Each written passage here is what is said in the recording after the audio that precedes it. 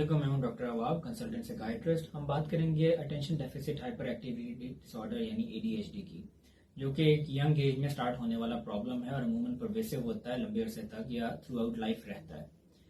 ये प्रॉब्लम 5 साल की उम्र से पहले डायग्नोज करना पॉसिबल नहीं होता क्योंकि बच्चे की ब्रेन डेवलपमेंट अभी कंप्लीट नहीं हुई होती। इसको डायग्नोज करने के लिए हमारा डॉक्टर्स का, साइकोलॉजिस्ट का, ऑक्यूपेशनल थेरेपिस्ट का, पेरेंट्स का, टीचर्स का और स्कूल का रोल रिक्वायर्ड होता है। इसमें फॉर्मल और इनफॉर्मल असेसमेंट्स और इवेल्युएशन शामिल होती हैं।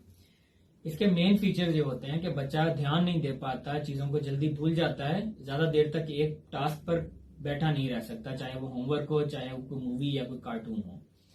इसके साथ साथ बच्चे में इम्पल्सिविटी यानी जल्दबाजी का एलिमेंट पाया जाता है, जो कि अमूमन बच्चों में कुदरती तौर पर भी होता है, लेकिन अपनी एज के बच्चों की निस्बत ये चीज ज्यादा होती है। फॉर एग्जाम्पल, लाइन में वेट करना है तो वो कर नहीं पाएगा। अगर टीचर ने सवाल अभी पूछा नहीं, कंप्लीट नहीं किया, बच्चा पहले जवाब दे देता है या दूसरों को बार बार इंटरप्ट करता रहता है।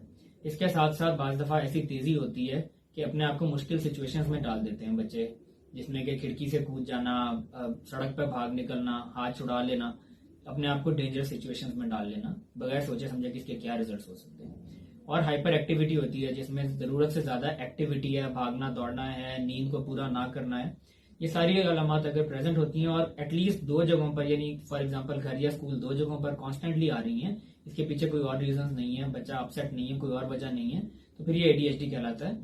यही चीज जैसे बच्चा बड़ा होता जाता है, तकरीबन 1/3 बच्चों के अंदर ये चीज वक्त के साथ साथ खत्म हो जाती है। 1/3 बच्चे वो होते हैं जो कि थ्रू आउट लाइफ इस प्रॉब्लम का किसी ना किसी फॉर्म में सामना करते रहते हैं, चाहे वो एक बेध्यानी की सूरत में ही आ जाए, हाइपर एक्टिविटी खत्म हो जाए, लेकिन इंसान बार बार चीजों पर फोकस नहीं कर पा रहा होता बड़े होने के बावजूद। और तीसरी वो कैटेगरी है जो कि किसी हद तक फोकस कर रहे होते हैं, ट्रीटेबल होता है उनके लिए, ट्रीटमेंट प्रॉपर हो रहा है, चीजों पर अमल कर रहे हो तो वो चीजें बेहतर हो जाती हैं, ना हो तो वो फिर से उनकी कंडीशन खराब हो जाती है।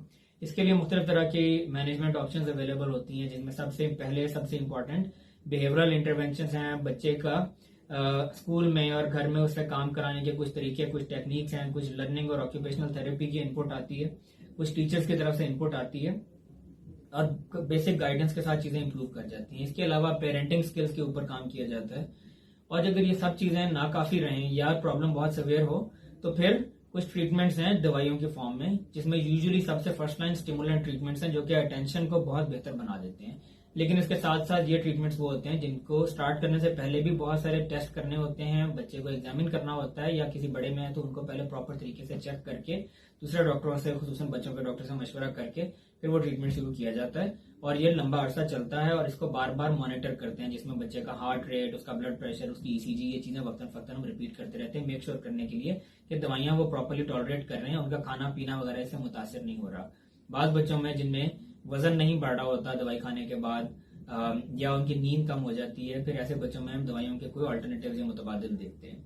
दवाइयां एक हद तक साथ देती हैं, लेकिन उसके साथ साथ बिहेवियरल इंटरवेंशंस कंटिन्यू करनी बहुत जरूरी होती हैं। और अगर बच्चा समझने के काबिल हो जाए तो वो बिहेवियरल इंटरवेंशंस की टेक्निक्स अपने तौर पर खुद से लगाता रहता है और वो एडल्ट लाइफ में भी उसका साथ देती है।